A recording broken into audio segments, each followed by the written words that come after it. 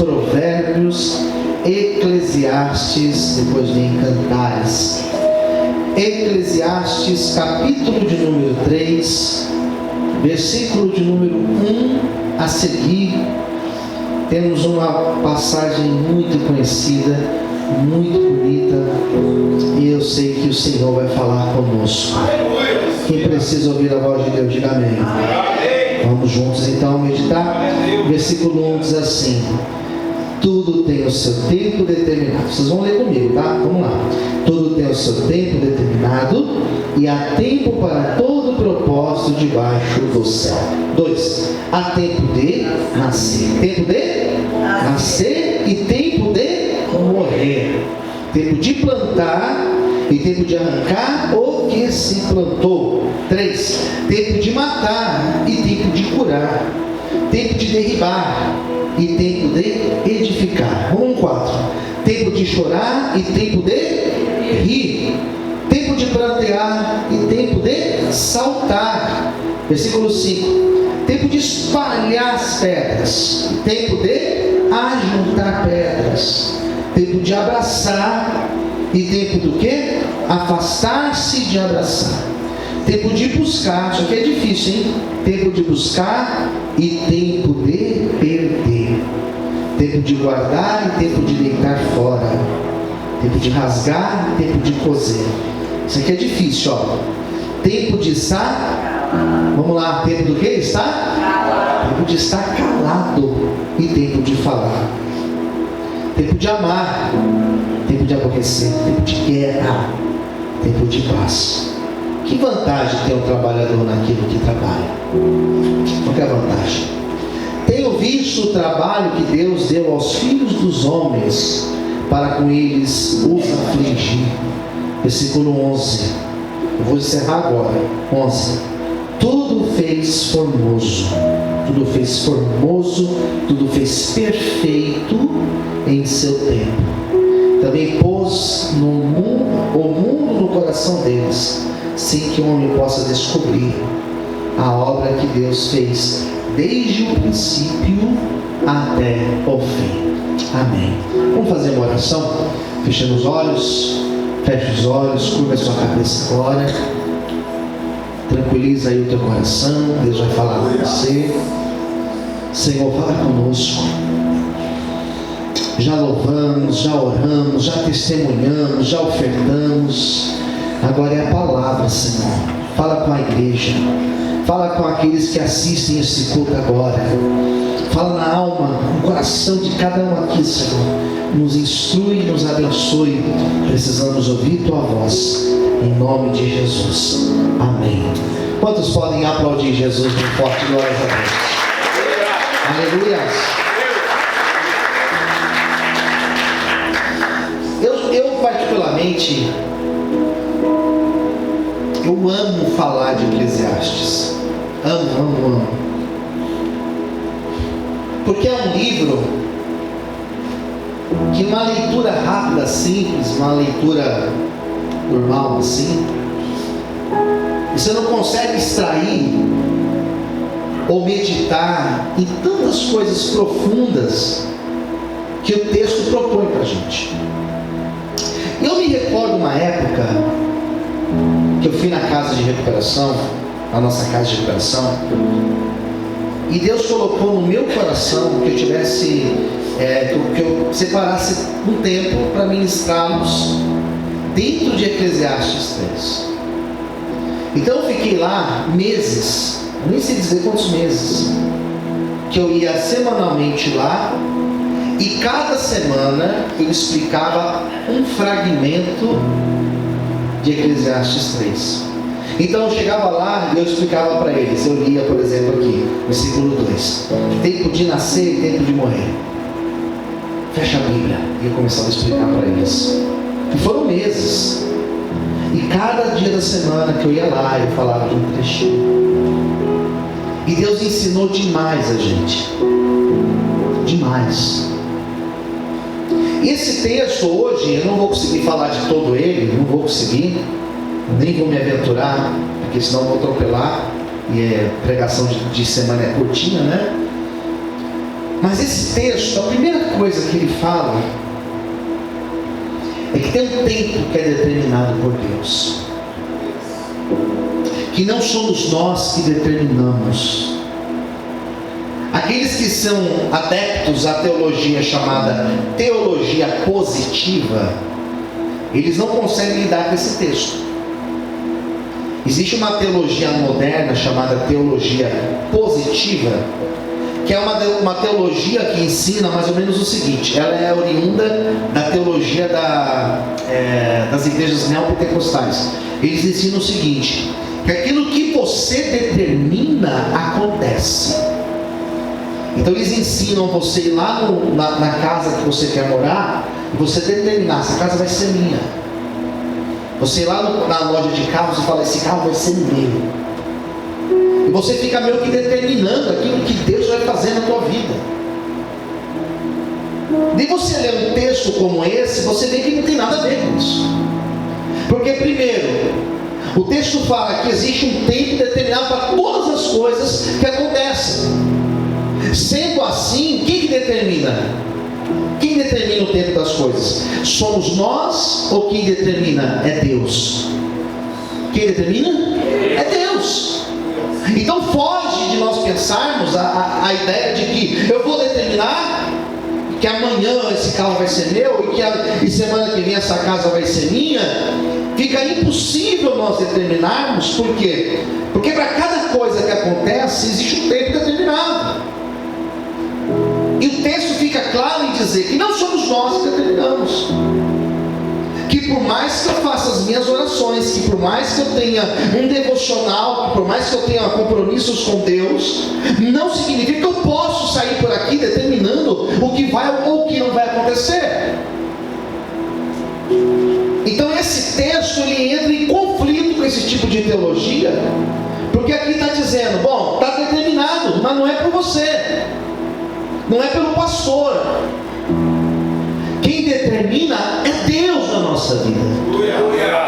E o texto fala que para todas as coisas que acontecem debaixo do céu, ou seja, tudo aquilo que acontece aqui conosco, já foi determinado por Deus. Existe uma predisposição de Deus. E o sábio que escreveu esse texto, que no caso foi Salomão, o homem mais sábio que viveu nessa terra, ele vai dar uma lista de informações.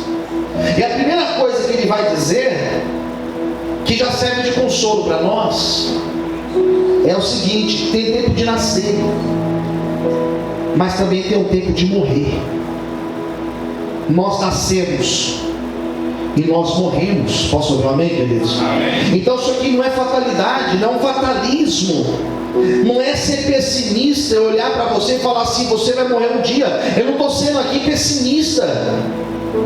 Chegar para alguém e falar: um dia você vai morrer, não significa ser pessimista, mas é ser realista.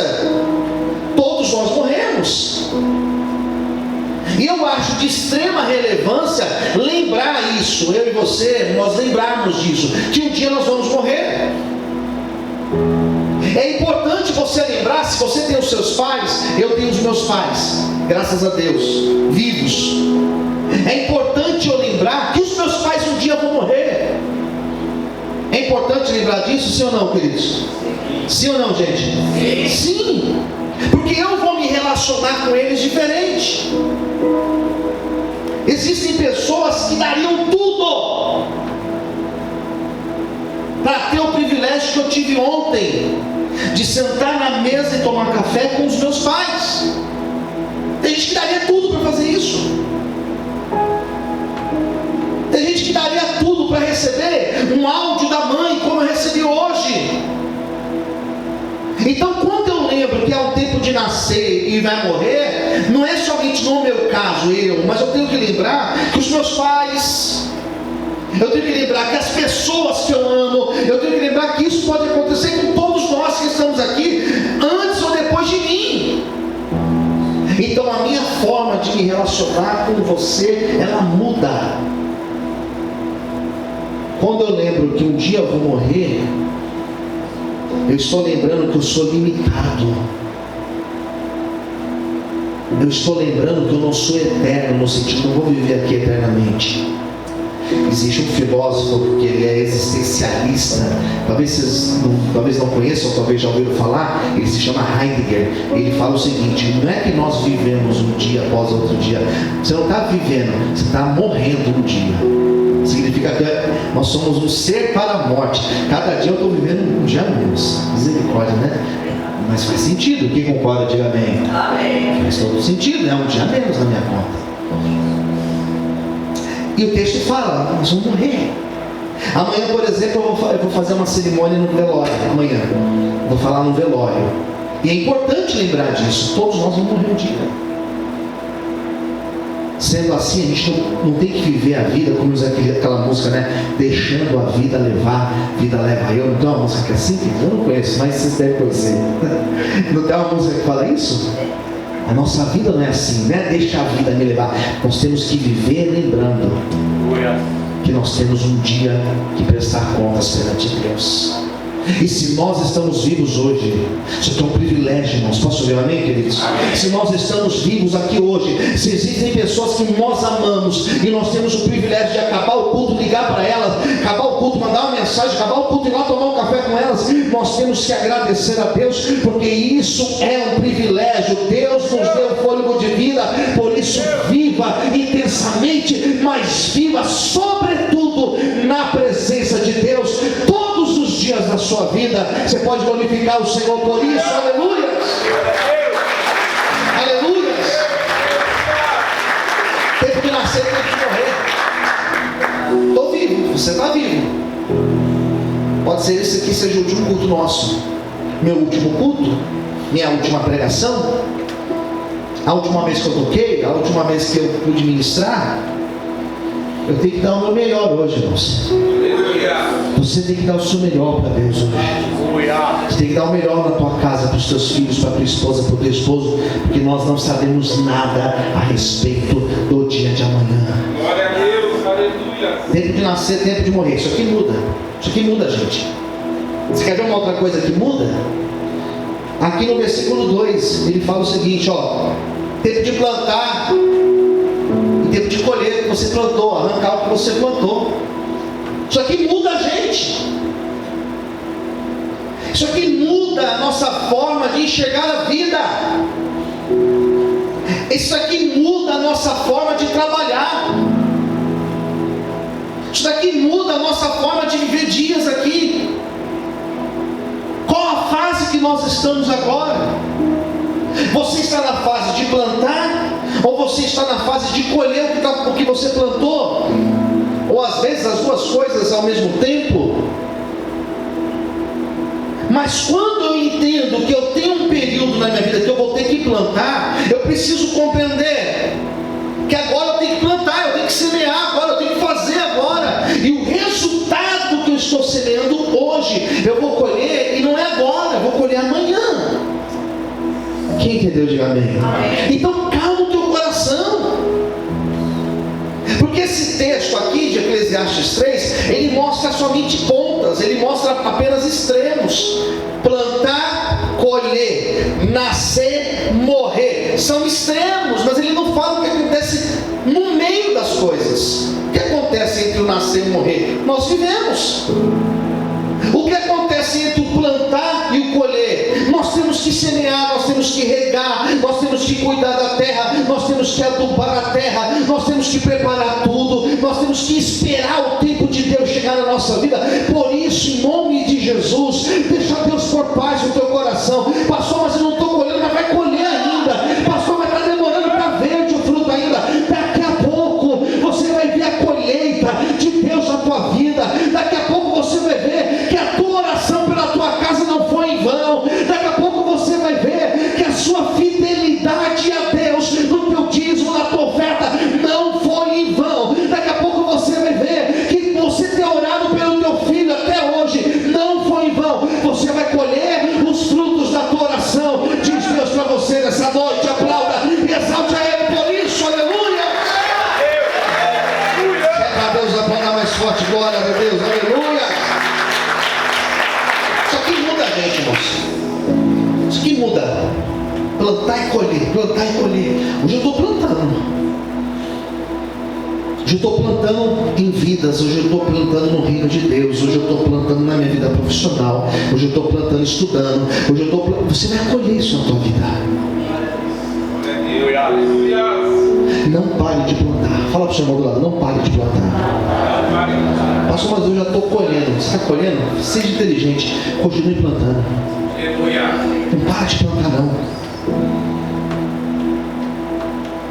Tem coisas que a gente faz assim, irmãos, a gente acha, mas ninguém está vendo, mas Deus está vendo.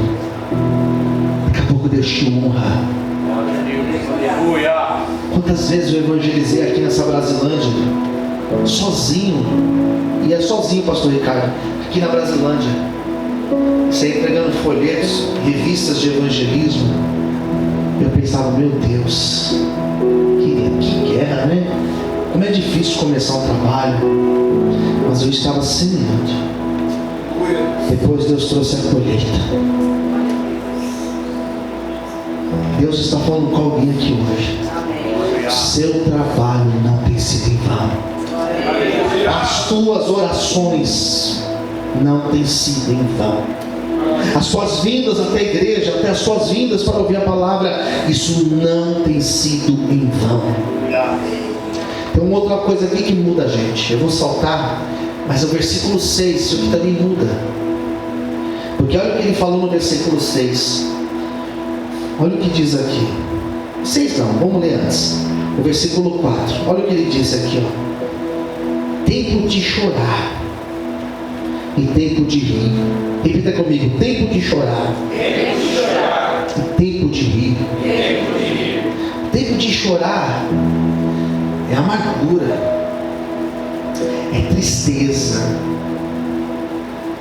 é solidão. É difícil quando você está passando pelo tempo de chorar. Você sabe que eu nunca fui muito de chorar, nunca fui.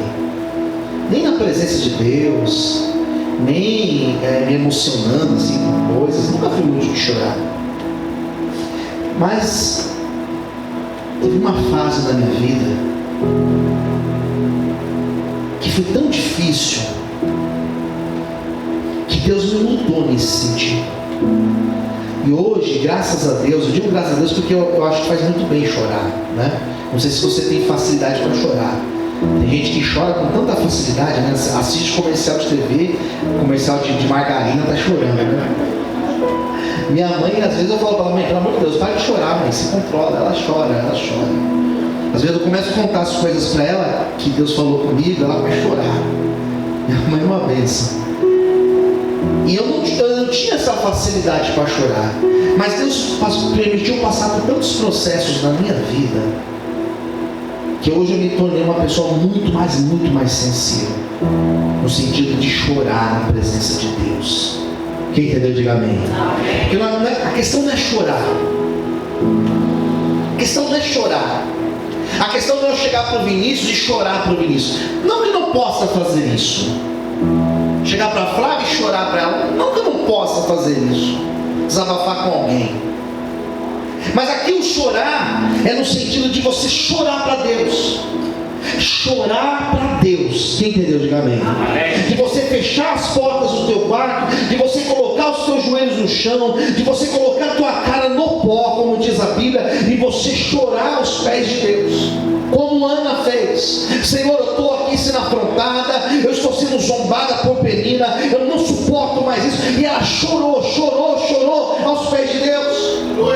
Então Deus está dizendo que vai ter fases na nossa vida que nós vamos chorar. Por quê, pastor? Porque nós teremos humilhações, nós teremos privações, nós teremos perseguições, nós teremos momentos de solidão, mas chore para Deus, porque Ele vai recolher as suas lágrimas, e Ele vai trazer um tempo de rir na tua vida. E o tempo de rir é o tempo de honra, o tempo de rir é o tempo de exaltação, o tempo de rir é quando Deus realiza sonhos na tua vida. Eu não sei qual é a fase que você está passando, se você está chorando, se você está angustiado, mas o tempo de você rir, esse tempo está chegando na tua vida, em nome de Jesus. Aleluia. Vamos dar glória a Deus.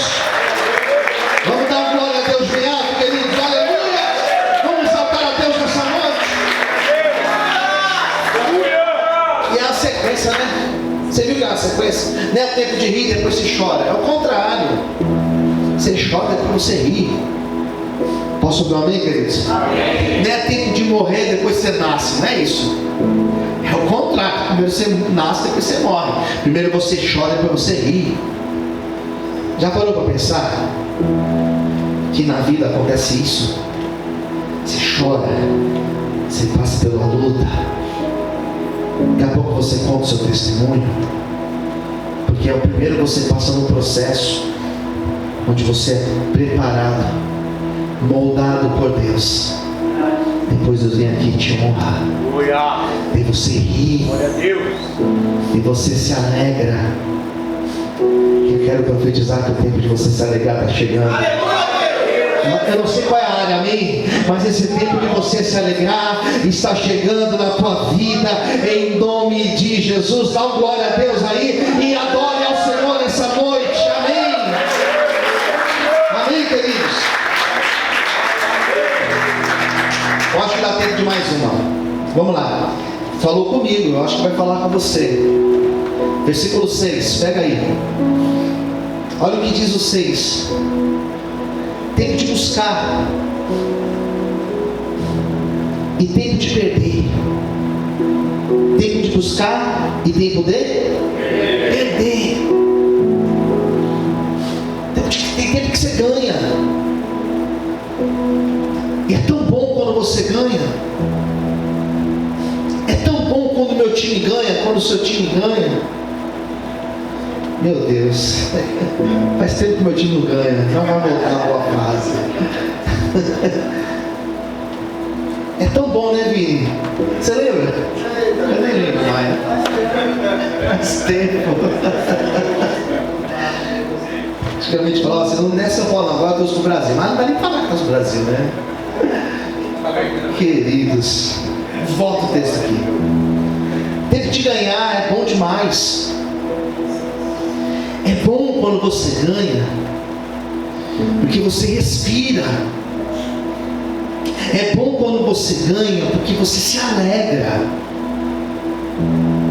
Mas o perder é bom quando você perde. Alguém vai falar, pastor, mas ninguém gosta de perder. Mas perder ensina. Deve ensinar, gente. E se você não aprende com a derrota, você é muito tolo. Desculpa a sinceridade. Porque quando você perde e você aprende com a derrota, na verdade você lucrou.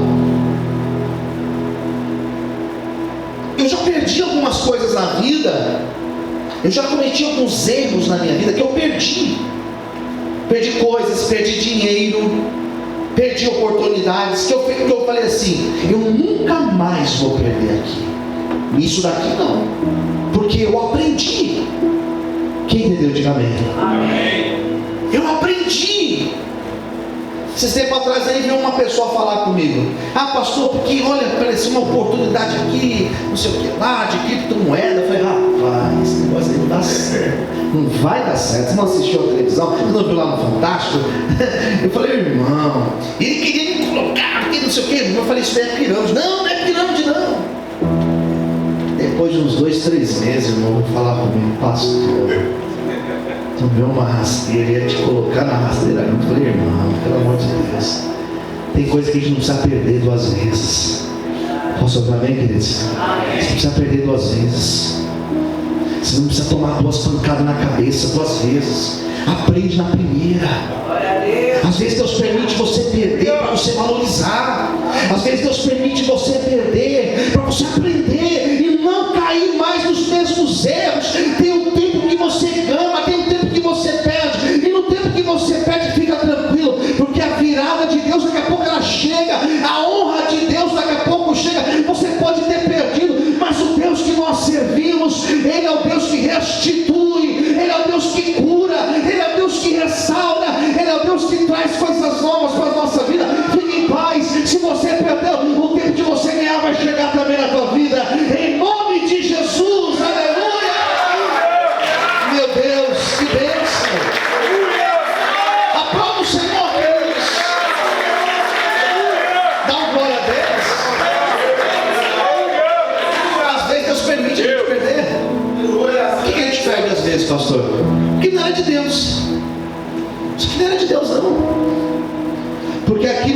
Deus na nossa vida, ninguém tira.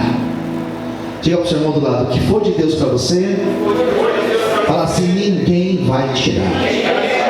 Acabou, gente, acabou. Não vai perder. Pastor, mas eu perdi. Ah, mas quer cabeça com isso?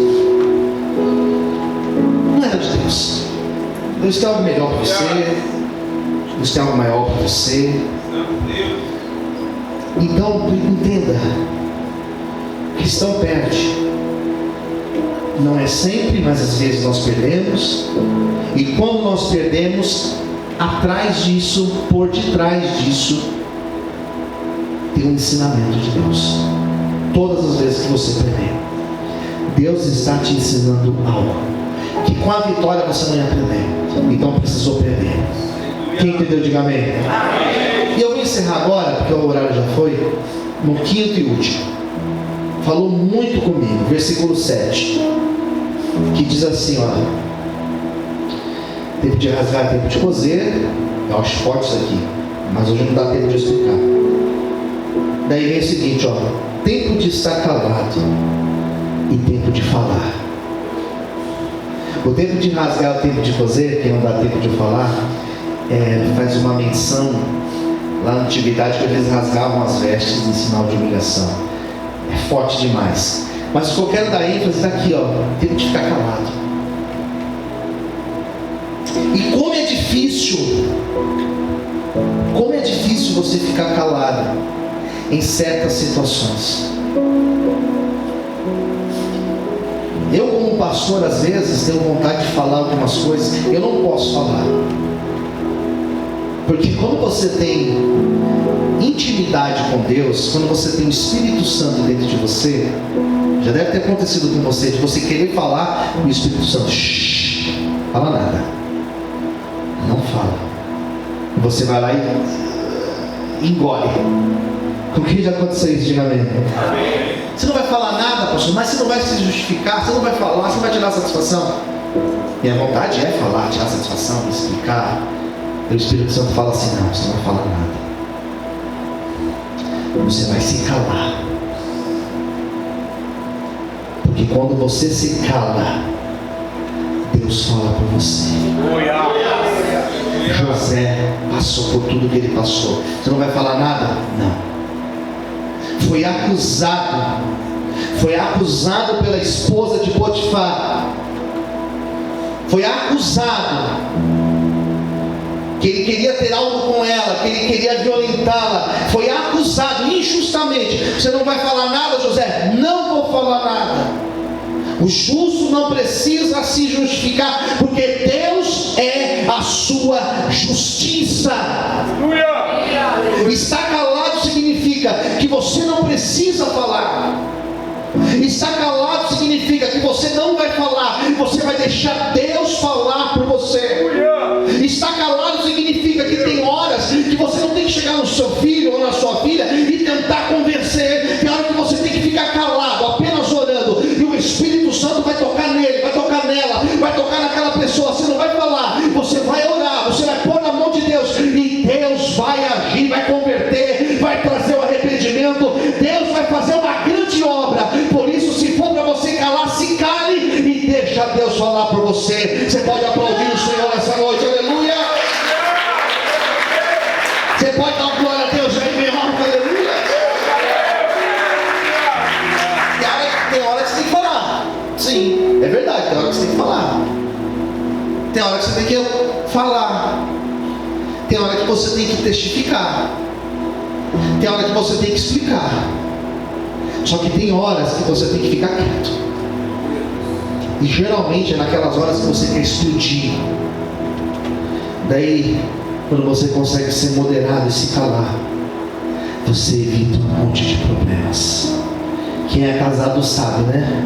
Que às vezes, se você quer falar naquela hora ali, vai só inflamar o negócio. E você se cala, e você esfria a cabeça, respira, e você fala.